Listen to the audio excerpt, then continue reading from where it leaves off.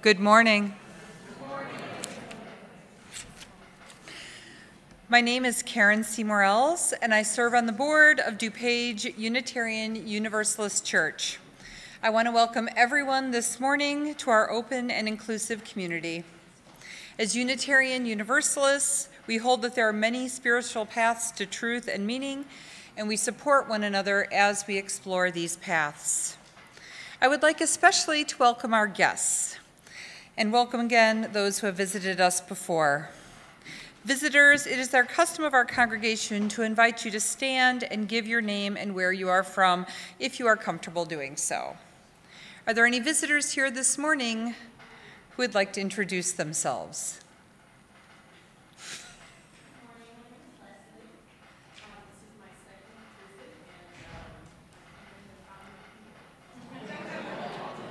Welcome. Good morning. I'd like to welcome everyone visiting today. Please join us after the service for coffee hour. We would love to have a chance to get to know you better. Our Director of Religious Education, Steve Cooper. Our Congregational Life Coordinator, Mary Law. And all the members of our congregation are eager to meet you. I will also be present after the service in Creeves Hall as well. We have joys and concerns this morning, and for those of you who are live streaming via YouTube, during the times of sharing joys and concerns, I want to let you know that the live stream will go blank, and the live stream will return after joys and concerns is concluded. Our service can be heard outside the glass doors at the back of the sanctuary should anyone feel the need to leave during the service. On a personal note, next Sunday, there will be a workshop on suicide prevention here at the church from 2 to 4. If you're interested in attending, there is more information in your order of service. I just think that's important if people would like to attend. I'm so glad we are having this program here. Pat and Robert are in the back, and if you'd like to talk to anyone about it, they'd be happy to share information with you. As we begin our service, please silence all electronic devices. Thank you.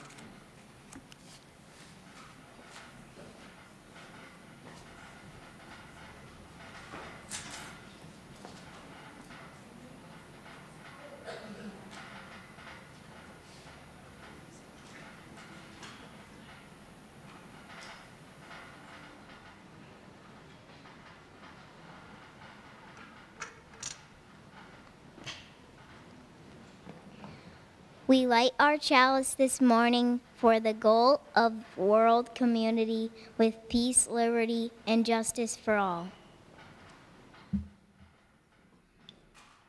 Hi, I'm Karen Campbell, and this is Mary McGinty, and today we are playing a transcription that Mary made for us of the double cello concerto by Antonio Vivaldi, and she transcribed it for viola and cello.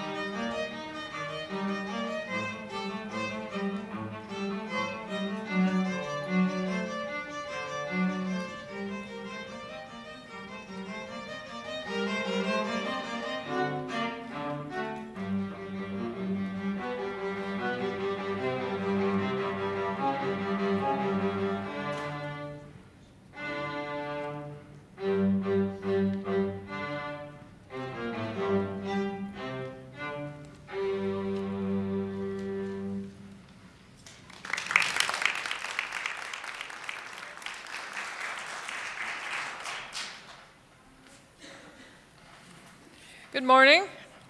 I'm Caroline Bailey, Worship Associate here at DuPage Unitarian Universalist Church. In our pulpit this morning is the Reverend Scott Ossing. He is a former church music director, which is how he was able to graciously step in to accompany our hymns today. He has served several churches in Illinois as a Unitarian Universalist minister. He is currently the executive director of the UU statewide advocacy network.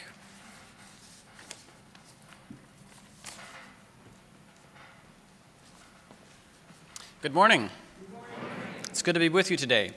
You notice we have a second chalice with stones, and these are stones representing each of the congregations, UU congregations around the state of Illinois. There's one for DupageUU, and the gifts that we bring to the work of justice. So I'll light the second chalice in honor of those gifts we bring to the work of justice.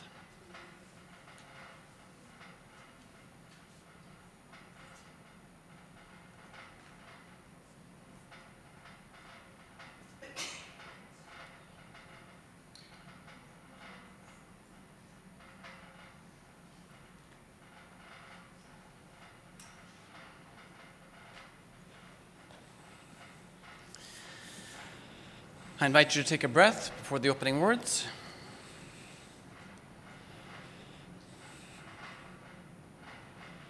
Here we have come into this sacred space, quieter now with our readiness, hushed voices, hoping, trusting for so many things, for connection, for communion, for inspiration, for information, for healing, for wholeness, for words, for music, for celebration and consolation. Here we have come into this space bringing all of who we are. Let us be willing, however we may be changed.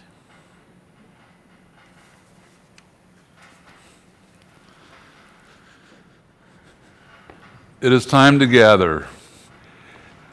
And this is a time where we get to share in a lesson or a story together. And I would like to invite the young and young at heart to come forward and join me on the gathering quilt to share in today's lesson.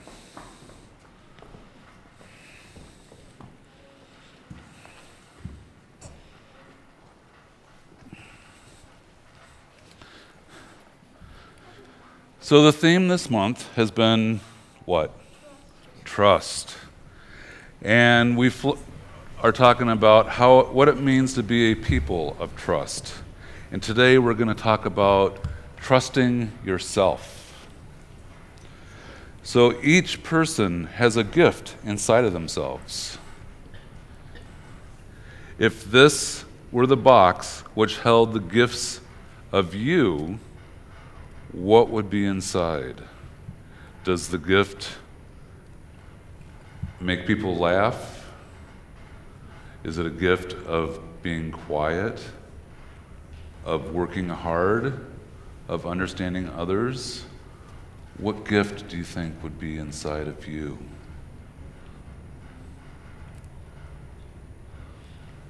Do you have any special talents? What do you have, Ellie? I'm dancing. Dancing. Willow? A musical box. A musical box. A musical box. So inside of you is a musical box. That's great. Yes. Math. Math. Math? Harper. I like to dance too. Like to dance. Mac. Comedy. Comedy. Yes. Yes, Sasha. Solving your Rubik's Cube. And he does. He sits there during class and ultimately it's done. So I have a story today. And this story is over 100 years old. So it's been told many different ways. And this is the way that I learned it as a child. So there's this steam engine that had a huge line of train cars behind it. And in the train cars were gifts and candy and food for children on the other side of the mountain. And this little steam engine was going to bring this train to the other side of the mountain. So she's chugging along, and she's going to get to the other side. She's chugging, chugging, chugging. She gets to the bottom of the mountain and starts going up, chug, chug, puff, puff, chug, chug, puff, puff, chug, chug, puff, puff, chug. And part way up, she stops. She can't go any further. And she tries with all her might. She just can't move any further. So she goes back down to the bottom of the mountain and backs up and goes back to where it's flat. And she goes back far enough to where there's a switch in the tracks. So there's another track that is running alongside of her. And she's waiting. She's going to wait for someone to come help her. And she sees off in the distance a big steam engine coming. And it comes up beside her, and she goes, "Hey, can you help me take this train across the mountain? It's full of gifts and food and candy for the kids." And the big steam engine goes, "Can't you tell that I just got cleaned up? I'm all bright and shiny. I can't take a train today. I'm all cleaned up for tomorrow. And besides, I don't do freight. I move people." "Oh, okay, thanks." So the big steam engine goes off, and she waits a little bit longer, and now she sees another train engine come, a big train engine coming. And this one was dirty, so she's like, okay, I don't have to worry about it already being cleaned up. And it comes up beside her, and she goes, "Can you help me bring this train over the mountain? I have train cars filled with gifts and candy and food for the kids." And then she goes, "Oh, I've been pulling trains all day. I'm too tired. I need to go back and get some rest." "Oh, okay." So the big steam engine goes on, and the little engine sits there, and she's thinking, she's like, I can't do this myself. Have any of you had a time where you had a project or work you had to do, and you're like, this is just too much for me. I need someone to help me. Have you had that problem? Yeah. In the middle, just the middle of the day. Yeah, I know. It's like, how do I move on? How do I keep going on? So she's sitting there, and she's like, I got to get the train to the other side of the mountain. What am I going to do? She goes, I think I can do this myself. I think I can. So she gets the firebox all filled up with coal and gets the firebox as hot as possible. And she gets a full head of steam. And she starts to moving, and she's moving up the hill, going chug, chug, puff, puff, chug, chug, puff, puff, woo, chug, chug, puff, puff.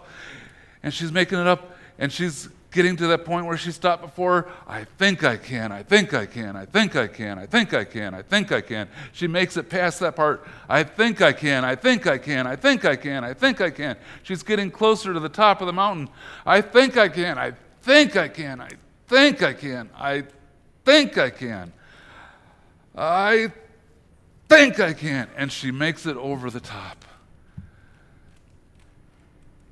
And she starts going down. And all the rest of the train follows behind. And it's coming over the top, coming over the top. And now she feels that she's actually starting to pick up speed.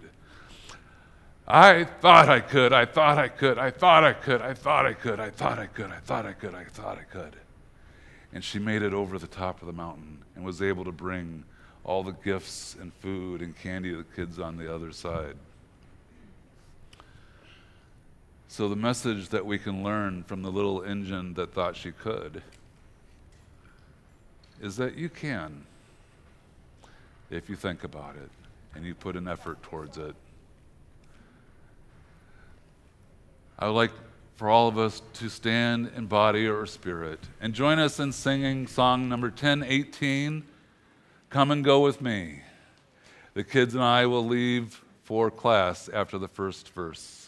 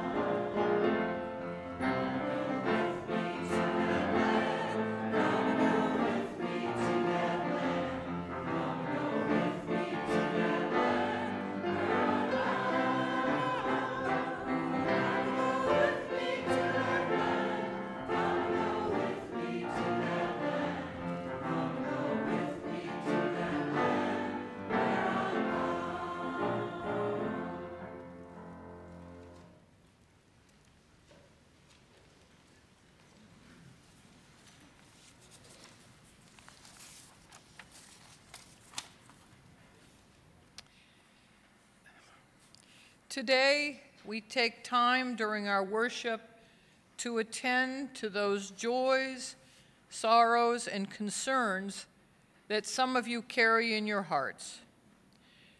During this time of reverence and fellowship, we affirm that as a community, we share in your sorrow and rejoice in your happiness.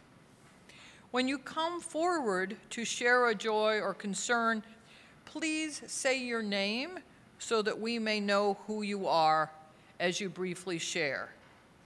You are invited to now come forward and share a joy or concern with this, your beloved community.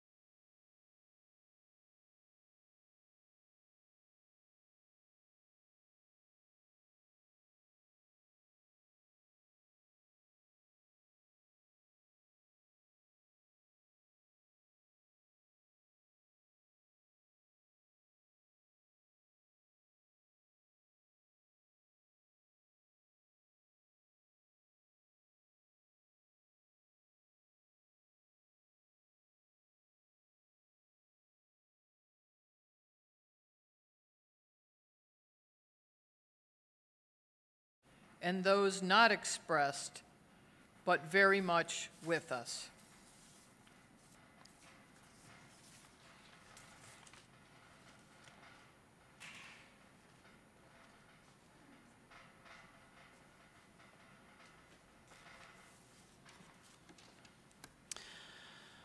A reading by Clarissa Pinkola Estes entitled, "We Were Made for These Times." My friends, do not lose heart. We were made for these times. Ours is a time of almost daily astonishment and often righteous rage over the latest degradations of what matters most to civilized, visionary people. Yet I urge you, ask you, gentle you, to please not spend your spirit dry by bewailing these difficult times. Because the fact is that we were made for these times. For years, we have been learning, practicing, been in training for, and just waiting to meet on this exact plane of engagement. Regarding awakened souls, there have never been more able vessels in the waters than there are right now across the world. And they are fully provisioned and able to signal one another as never before in the history of humankind. Look out over the prow. There are millions of boats of righteous souls on the waters with you. Even though your veneers may shiver from every wave in this stormy royal, I assure you that the long timbers composing your prow and rudder come from a greater forest. That long-grained lubber is known to withstand storms, to hold together, to hold its own, and to advance regardless. In any dark time, there is a tendency to veer toward fainting over how much is wrong or unmended in the world. Do not focus on that. There is a tendency, too, to fall into being weakened by dwelling on what is outside your reach, by what cannot yet be. Do not focus there. It is not given to us to know by whom or which acts or by whom will cause the critical mass to tip toward an enduring good. We are needed. That is all we can know. What is needed for dramatic change is an accumulation of acts, adding to, adding more, continuing. It does not take everyone on earth to bring justice and peace, but only a small, determined group who will not give up during the first, second, or 100th gale. One of the most calming and powerful actions you can do to intervene in a stormy world is to stand up and show your soul. Soul on deck shines like gold in dark times. Struggling souls catch light from other souls who are fully lit and willing to show it. If you would help calm the tumult, this is one of the strongest things you can do. When a great ship is in harbor and safe, in harbor and moored, it is safe, there is no doubt, but that is not what great ships are built for.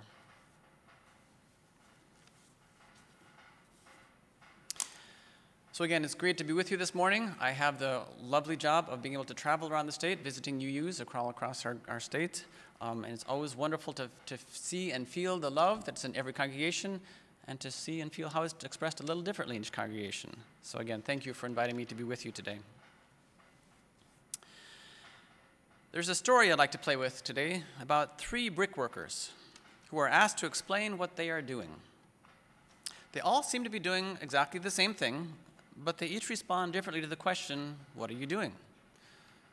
The first worker says what seems pretty obvious, I'm laying bricks. And of course, that's what's happening. Nothing's happening without bricks and mortar. But the second worker answers the question a little bit differently.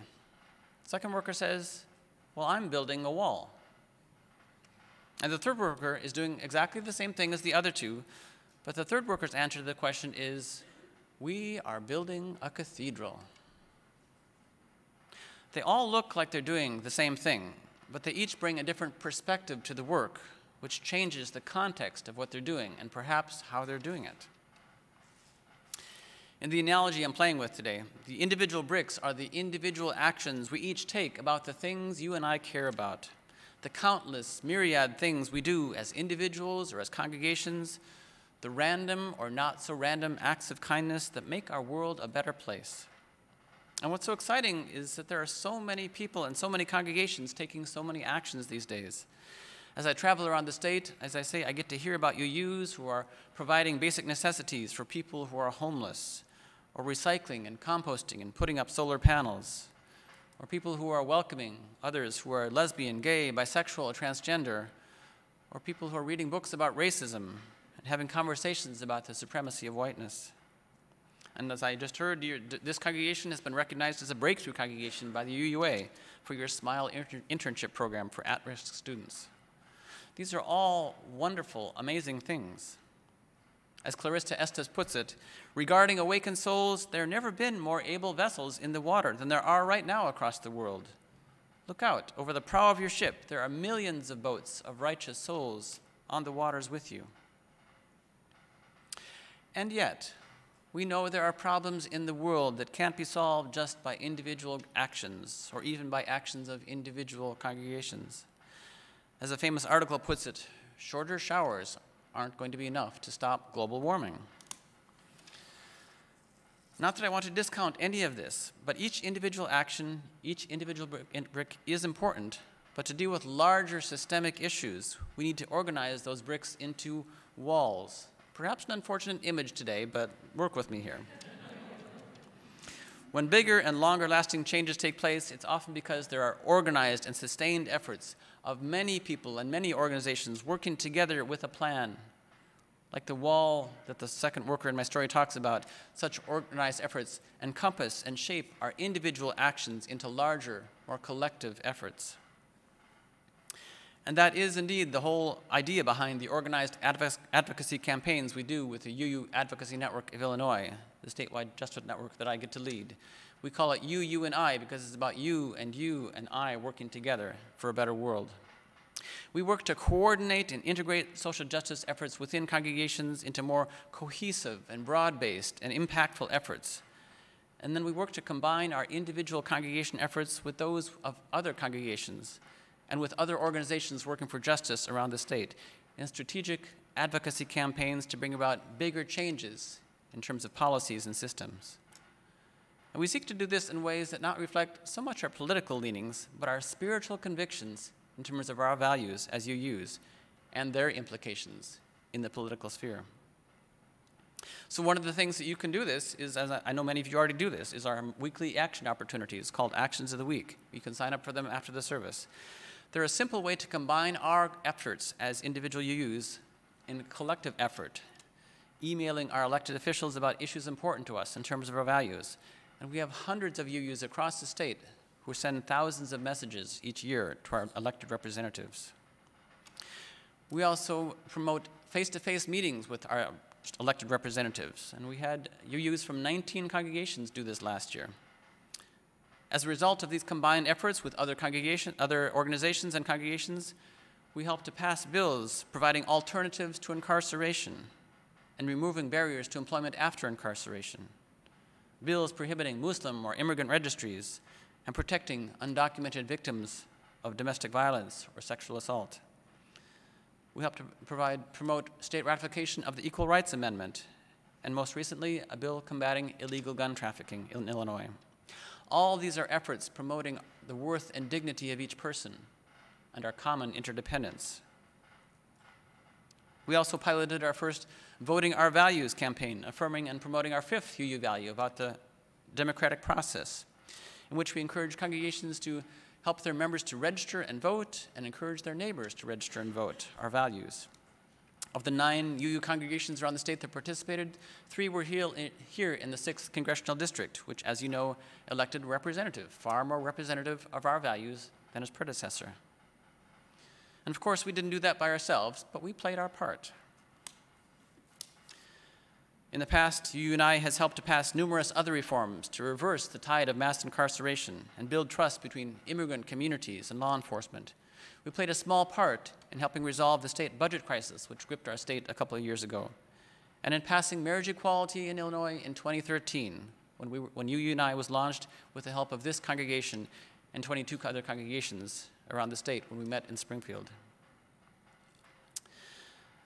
This year, our campaign for justice follows the lead of our coalition partners around the state with campaigns for welcoming Illinois legislation to make this the most welcoming state in the union in terms of law enforcement, healthcare, and education for all, regardless of status.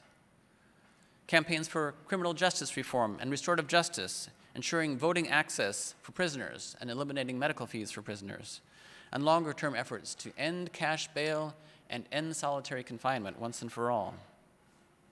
There's a campaign for a constitutional amendment for a fair tax in Illinois to start addressing income inequality and the underfunding of our common good.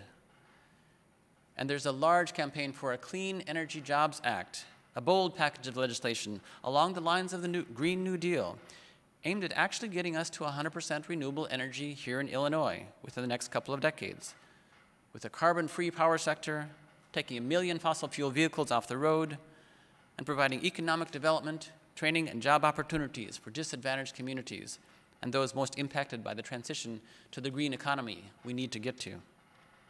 And there are petitions in the back in the hall that you can sign after the service. We're hoping to have every UU in the state sign one of these petitions. But if the last couple of years have taught me anything, it's that even the best organized campaigns aren't enough if there isn't a compelling story or vision that sparks our imagination. We aren't moved just by clever campaign strategies or policy positions. We are moved by stories, narratives that make sense of our experience and give us something to hope for in the bigger picture. We're moved by visions that give meaning to our lives and to our actions. I went to a storytelling event a couple of months ago, very much like the storytelling you might hear on the Moth Radio Hour, if you've heard that on public radio. It was amazing. It was a room much smaller than this, but just packed to the gills with dozens and dozens of people, mostly young adults, crowded together just to listen to people share their real stories from their lives. Stories that were authentic and compelling to listen to. Stories that created community among the people listening.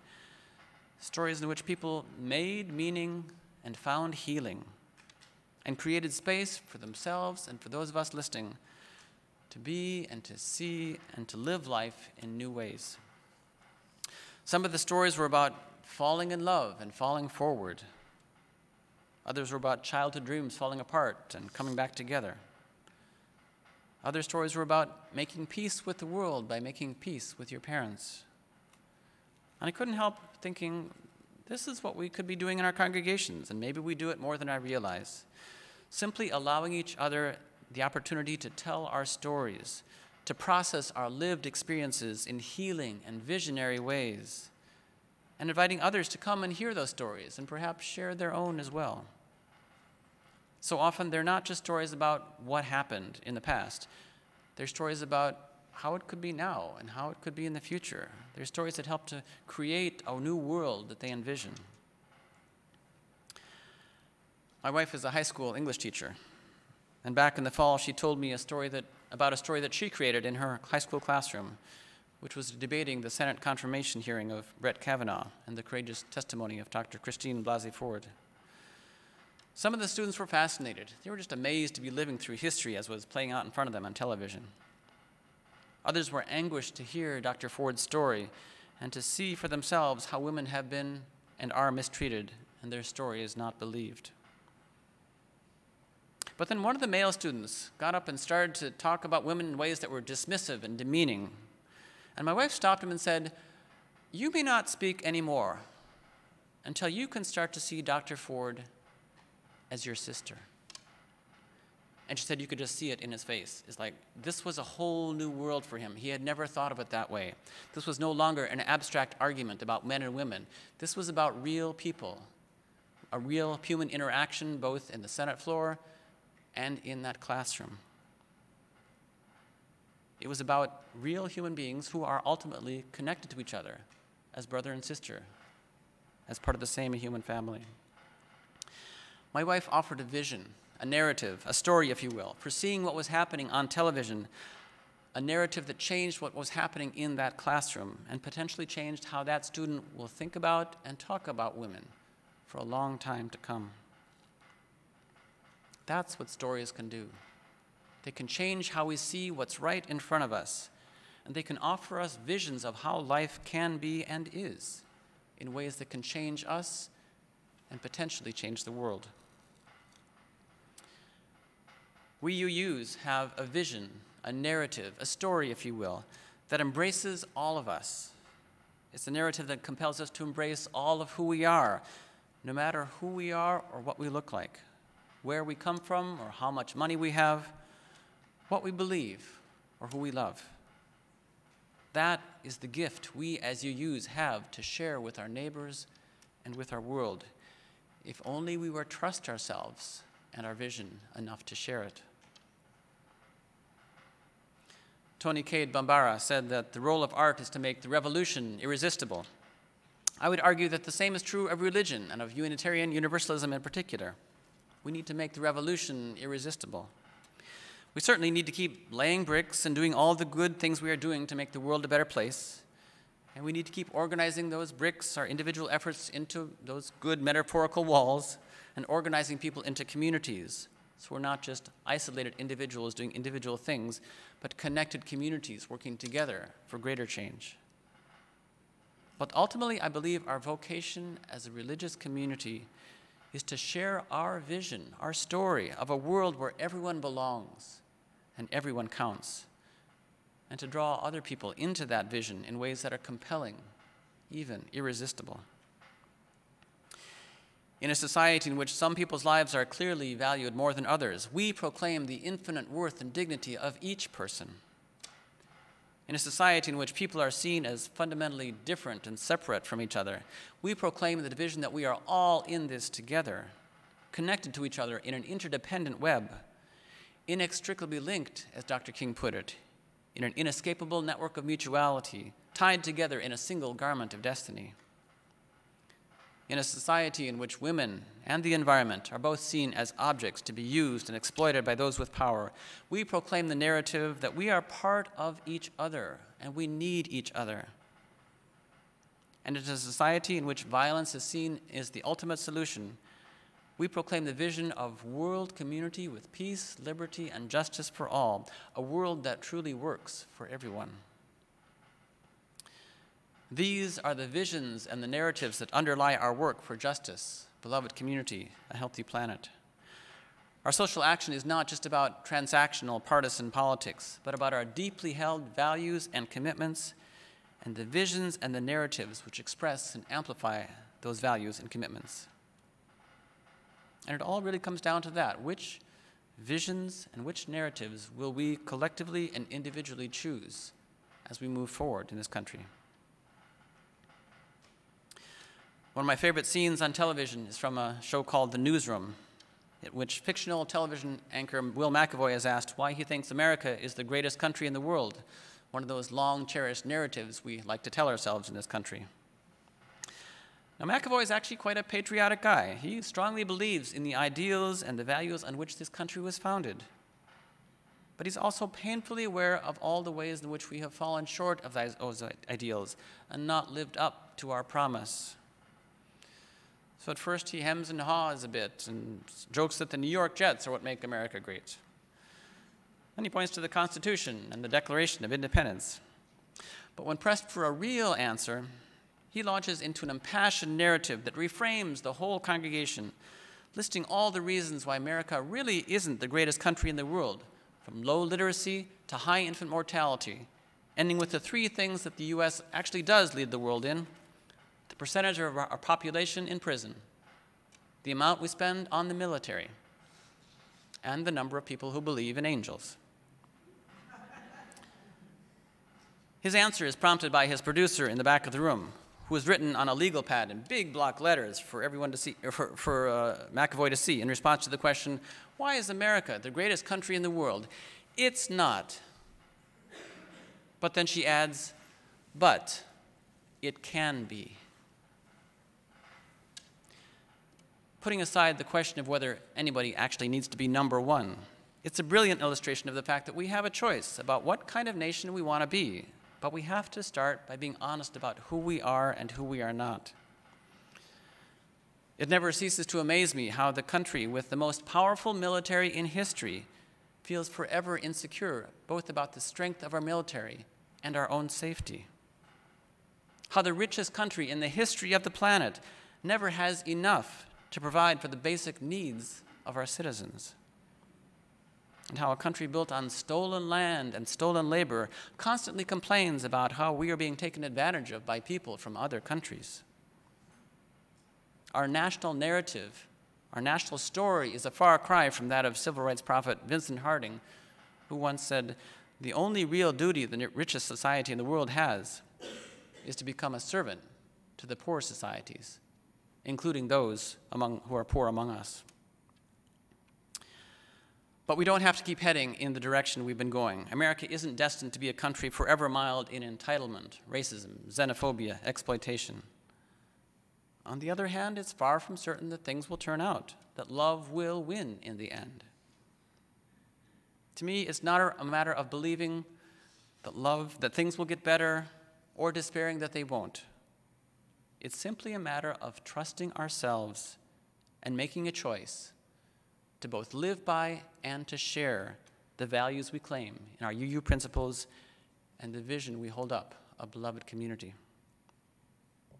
It's ultimately a matter of making a choice simply to love, which is all that life is worth living for anyways, and inviting others to join us in making the choice to love. How do we draw people into making that choice? I think we do it by drawing people into communities like this. Community, which is the very cathedral we are building, the kind of community in which everyone is valued and all are connected and no one is left out. That kind of community is created through relationships. Relationships are the mortar that bind us to each other, that connect us one to another. And relationships are created largely through conversations. Conversations where we listen to each other and help to understand each other and hear what matters to each of us. These are the kind of conversations that are at the heart of what we do with you and I. We encourage conversations that are more intentional and generative, that are about listening to each other for who we are and what we can do together. We seek to deepen and strengthen our connections with each other and with those beyond our congregations, especially those most marginalized in society, by reaching out and talking, listening to each other, and finding the common ground to create the world we seek together. We need each of us to build this community, as we are called. We need the bricklayers taking the individual actions to make the world a better place. We need those metaphorical wall builders organizing collective efforts to build better policies and systems. We need the cathedral builders, the storytellers and vision keepers offering new ways of seeing what's right in front of us, proclaiming the vision of who we can be together. And we need to build our cathedrals, our communities, by talking to each other, listening to each other, making real our interconnection as human beings in an interconnected world. What is it that you are building here at DupageUU? What are the stories that you have to share? What is the vision you have to offer to the world? And do you trust yourselves enough to share it with others? We each have our gifts, something to contribute even as we have something to receive from each other. Let us embrace each other as we embrace the work of building a new way, a new story, and a new world. Blessed be. Amen.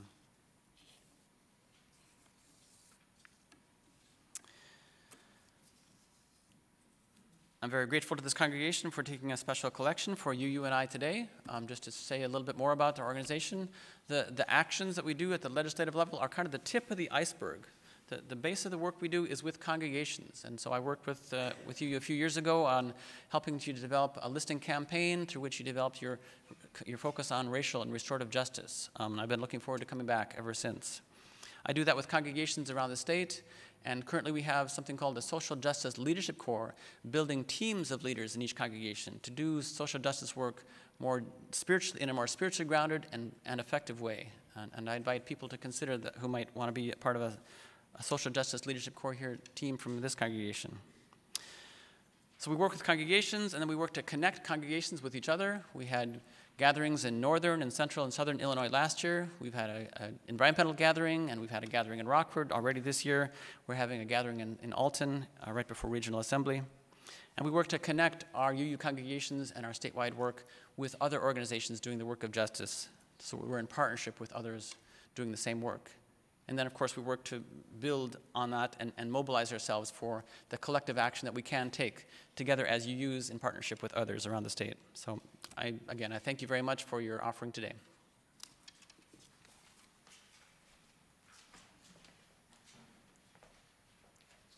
So our collection today will be taken for the benefit of the UU network. And if you are writing a check, please make it out to DuPage Unitarian Universalist Church and put special collection in the memo line.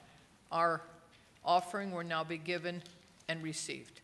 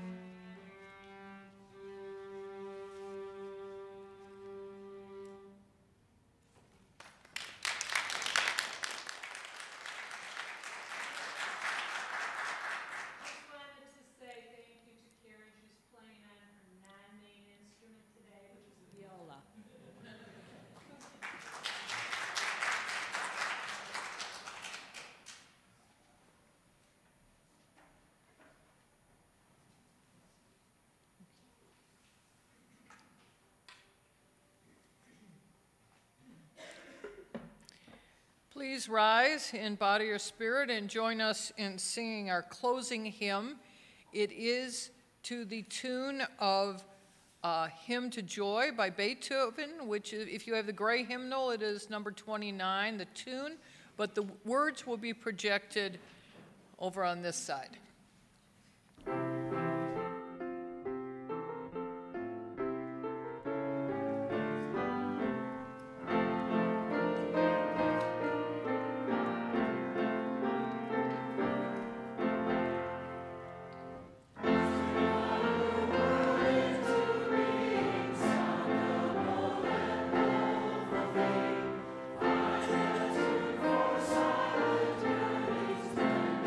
Voice and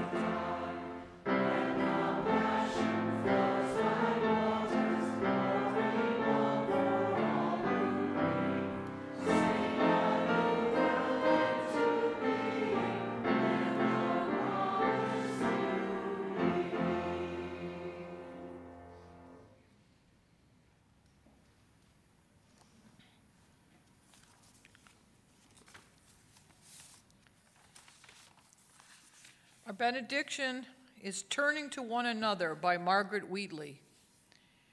There is no power greater than a community discovering what it cares about. Ask, what's possible? Not, what's wrong? Keep asking. Notice what you care about. Assume that many others share your dream. Be brave enough to start a conversation that matters. Talk to people you know. Talk to people you don't know. Talk to people you never talk to. Be intrigued by differences you hear. Expect to be surprised.